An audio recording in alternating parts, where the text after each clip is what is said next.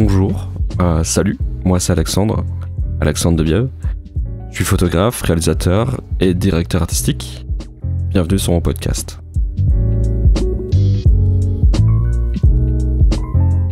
Ça fait plus de 10 ans que j'ai envie de publier des trucs sur internet, surtout sur YouTube au format audiovisuel. Depuis que je suis enfant, depuis que j'ai 12 ans, j'ai grandi avec une caméra dans les mains. J'explique un petit peu mon parcours de vie aussi, mon parcours familial.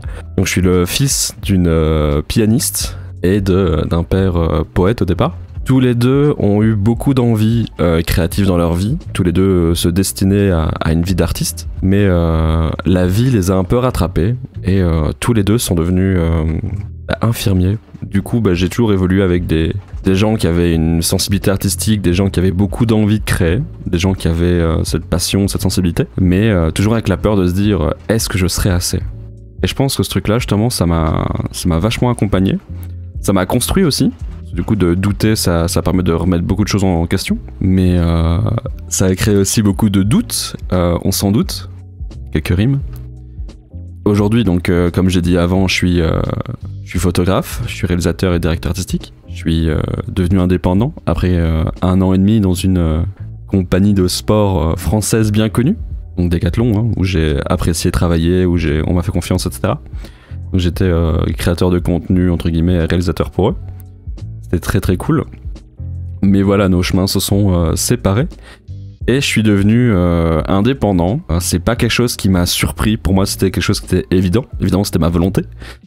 Mais j'ai toujours voulu développer mes propres projets, croire en moi, mais aller plus loin que là où on m'attendait. Typiquement, je suis quelqu'un qui aime apprendre.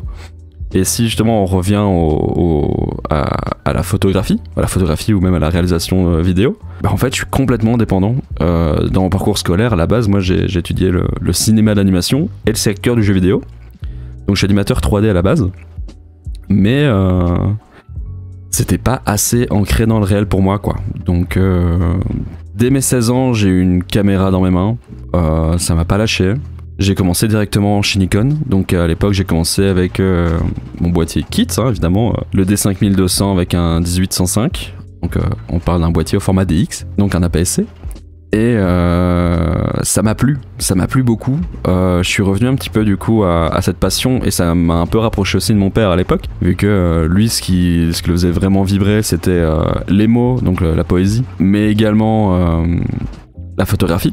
Donc j'ai grandi avec un père qui m'a mis directement, je pense, j'ai une photo qui retrace un petit peu ça, mais je pense que je vais avoir 4 ou 6 ans où je suis dans la cuisine de la maison avec un Agfamatic, un petit boîtier noir comme ça, et dès le début j'ai toujours aimé ça, le rapport à l'image, et au fur et à mesure, voilà, comme ça, après le rapport à l'image, j'ai eu le rapport au son, j'ai commencé à découvrir le plaisir de travailler au casque, d'écouter la musique avec d'être enfermé quasiment, j'ai toujours aimé ça. Alors oui, du coup, il est possible qu'on entende la pluie derrière.